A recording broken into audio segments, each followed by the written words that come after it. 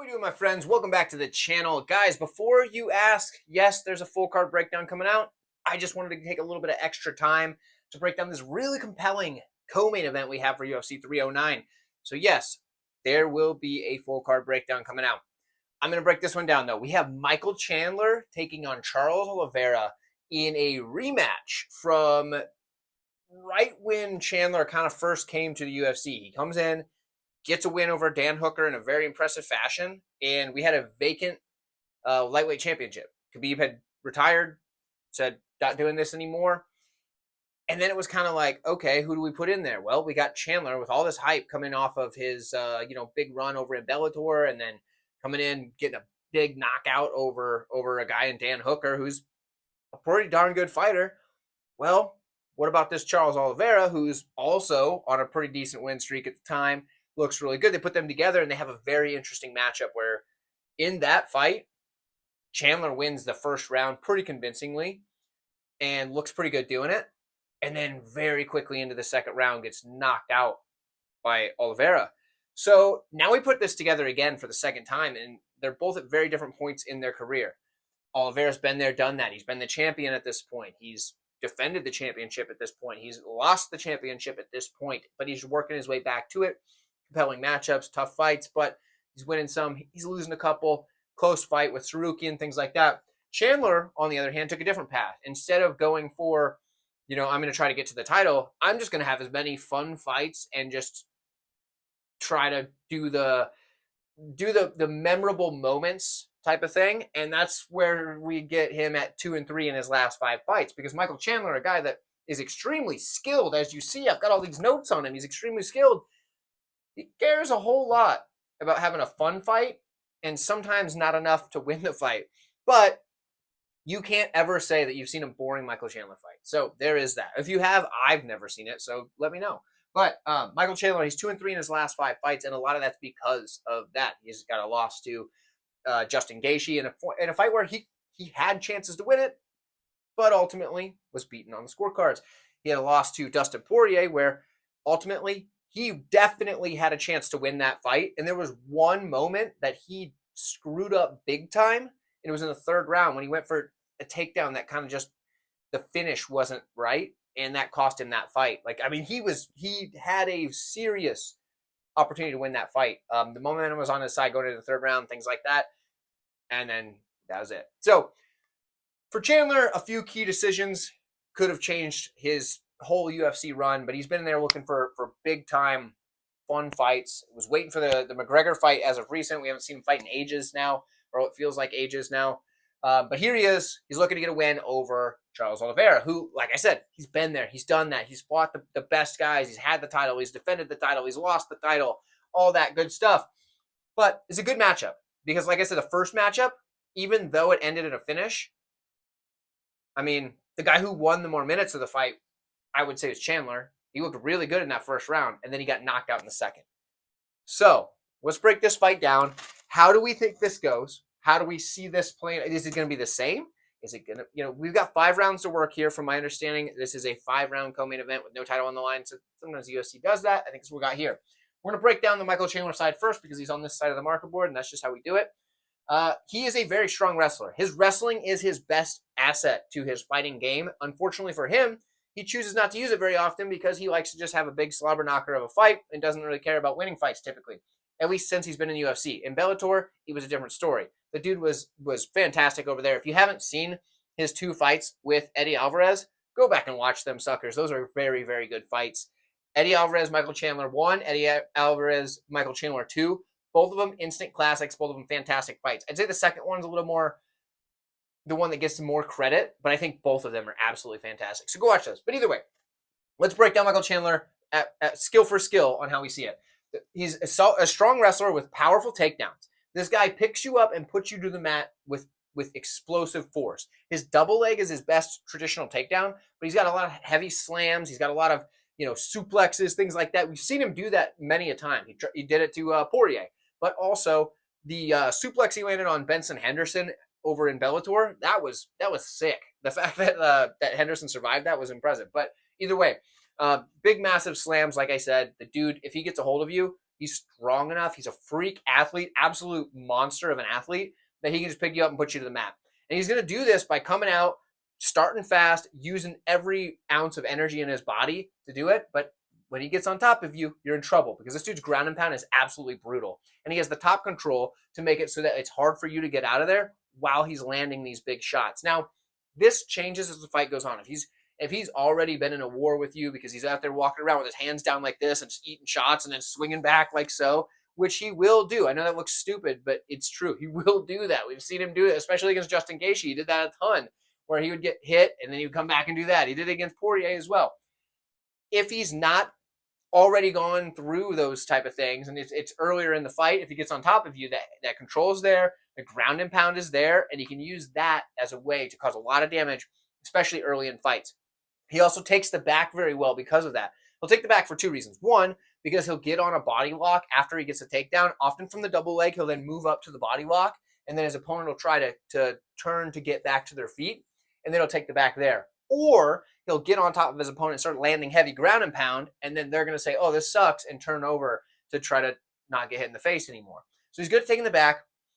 We do see him capitalize on that back take with a rear naked choke from time to time, but also he's got a very good arm triangle. If he stays in the mount, he can dismount, of course, and get the arm triangle from there.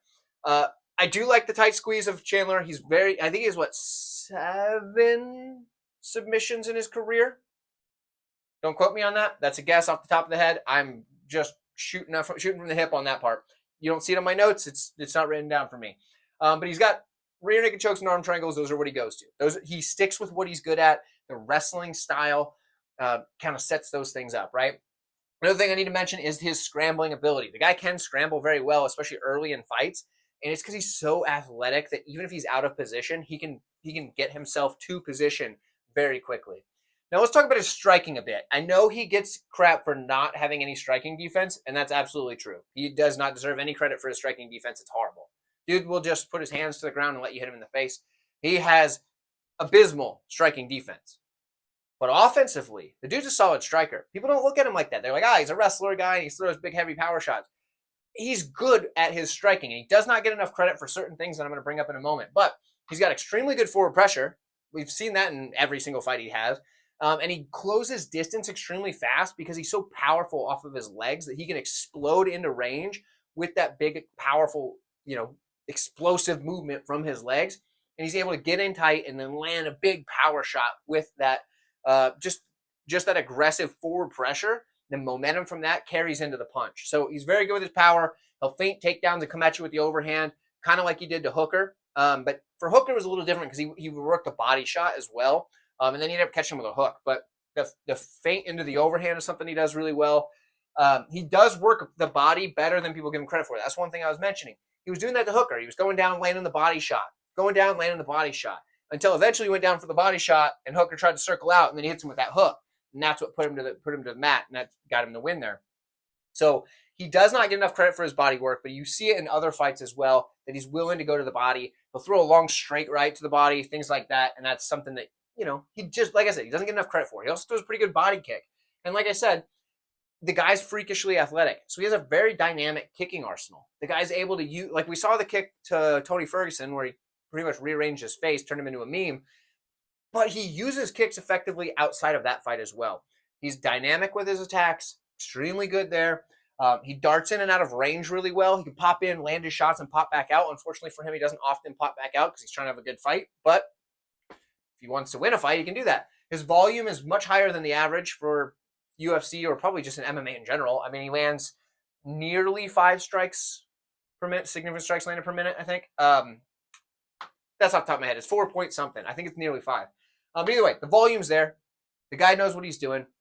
He comes forward and he does what he needs to do. The problem is his striking defense, and that's what cost him in the last fight. If he has not fixed this problem or is unwilling to come in with a smart game plan, he's going to get knocked out again. We got 5 rounds to work, and Charles Oliveira is going to be the type of guy that can do that. But these things here mean he has the skill set to be a problem for a guy like Charles Oliveira. Now let's look at Charles Oliveira's skill set, though, because this guy is also extremely talented, as we obviously assume because he's been a champion before, right? And he defended the title. It's not like he won the title on a fluke and then just that was it. This dude has been there, done that, and made it look look easy in moments, and well, not a lot of them. Actually, most of them he usually goes through adversity and then comes back, which is how he beat Chandler. So let's break down Oliveira. Dude's got excellent jiu-jitsu, and he has some wrestling in his back pocket as well that I want to point out. He has really good timing on his takedown, specifically his double leg. He doesn't shoot a ton of takedowns. He's going to kind of strike until you take him down and work his jiu-jitsu from there. But when he does decide to go to the takedowns, he times that double leg entry very well and gets the fight to the mat on his terms. He's got very good sweeps if he ends up on his back, and he also is extremely dangerous from his back, looking to land submissions or even elbows from the back. With his ground and pound, he goes to the elbow quickly, and he can do that from bottom or top position, and that's something that I like to see from a guy like Charles Oliveira, because you can cut up Michael Chandler when he's on top doing his ground and pound, because he's probably going to come in for a big, heavy takedown at some point. And if that's the case, if you're Oliveira, off your back, we've seen judges give the fight to fighters off of their back in recent memory, especially now that they're really trying to focus on this damage over control thing. So if Oliveira is landing big elbows off his back, I could see the judges saying, oh, well, you know what? He wins that round. Another thing I like to put out is he chains the submission attempts extremely well. He's the type of guy that, like, he'll go for a submission and then not actually intend to get that one. If you give it to him, he'll take it, but instead want you to react away so he can get that next submission that you're giving him by having to defend that first attempt, if that makes sense. He also is a type of guy that makes it hard to hit with the ground and pound, because first he's moving a lot from his back, but also the risk of the submission, so you don't want to overextend on a punch and then get caught with something. However, if anybody is able to land on him, we saw that that Michael Chandler was able to do that against Charles Oliveira in their first fight. But then again, we saw that Oliveira was able to keep himself safe enough in the first round, moving even on the bottom and just kind of doing just enough in defense to survive that first round. So it's going to kind of come down to how this all plays out there. In the clinch, in the tie clinch, I'd say, in the tie clinch, Charles Oliveira is going to have the advantage by a mile. The dude's got a very good tie clinch, good control. He pummels extremely well. So if you end up with the dominant position, he's going to get it very quickly. He's got very good elbows, very good knees, extremely dangerous there. In the striking, it's a different style of striking, but it's solid striking. His striking defense is lacking as well. Not quite to the abysmal level that is Michael Chandler's. His striking defense is horrible. But Oliveira's striking defense, I mean, you see him get dropped in a lot of fights. A lot of fights. In fact, if you think of just about every one of Charles Oliveira's fights in that title run he had, leading to, like, from the title fight with Chandler up to, all of his defenses of that title, and then even when he lost the title, dude gets dropped. He gets dropped, and that's what happens because his striking defense isn't exactly the best. But his offense, deadly. He uses his range really well. At range, his teep kicks and his straight punches, he's got long wingspan, he's got long legs, things like that for the division. So he's able to keep guys at range with those long straights and with those teeps. And I think if he uses that to good effect here, Chandler's going to have some trouble, because closing that distance when you know that there's a teep kick coming right up the middle, you don't want to kind of just run into a spear. And that's essentially what happens when a guy's got a good teep kick. So the teep is something that I think Charles Oliveira could make good use of. He's also got a ton of power. Obviously, as we know, he knocked out Chandler in the last time that they fought, so he could definitely do that again here. He's extremely dangerous in the pocket for a guy with long arms. That's kind of usually rare, but he's extremely good in the pocket. He can land those elbows. He can land, uppercuts, tight hooks, things like that. Charles Oliveira is the type of guy that you just don't want to be striking with when you have bad defense, which we have here. But he cuts off the cage really well, and he's got very good output of his own right. Something that is a problem, but also good for Oliveira, is that he kind of fights like he's in a car wreck. The guy comes forward just reckless abandon, which is why he gets dropped often, but it's also what makes him extremely dangerous and hard for other people to want to come forward on. The thing that makes this different is a lot of people were afraid to come into the car wreck that is Charles Oliveira. Michael Chandler wants a car wreck. He wants to have a fun fight. So this is a tricky fight to break down. And honestly, I know that a lot of people think that this is an easy one. Oh, Oliveira won the last one, he's going to win again. But I don't know that that's the case. I'm going to go with Chandler here, and I could look like a total dummy. He hasn't fought in, 2 years at this point, or just about, if not quite 2 years. But I'm going to take him to get it done, because I think with just a couple of decisions different in that first fight, Chandler gets the win. Since then, Oliveira's been to the top. He's been the champion, and he's lost the title. And then he lost that fight in his last matchup with Sarukian. And there is something to that when you say, "Oh man, I might not be getting to fight for a title ever again," because that was just that just closed the door on it. Because Oliveira, although he's not as old as Chandler, he's not young in his career anymore. Chandler is delusional, and being delusional can help him here because he's not fought for the title yet outside of that one with Oliveira. But he hasn't. To him, that wasn't his title run, which is strange. The guy's delusional. I understand it, but it's going to help him here. I think. I think what he's going to do is come in actually with a good game plan. He knows he can win minutes against a guy like Oliveira because he did it in the first fight. I think it's going to help. I'm going to take Michael Chandler. By golly, this should be a fun fight, though, no matter who wins. Both guys are going to come out swinging and just trying to hurt each other. And there's probably going to be fight of the night because every Michael Chandler fight is fight of the night. And just about every Charles Oliveira fight is fight of the night. Sometimes he wins too quickly, but typically it's fight of the night. But guys, thank you so much for watching. If you've enjoyed this video, be sure to like it. I appreciate that. If you maybe learned something about one of these guys, maybe like the video as well. I do appreciate that also.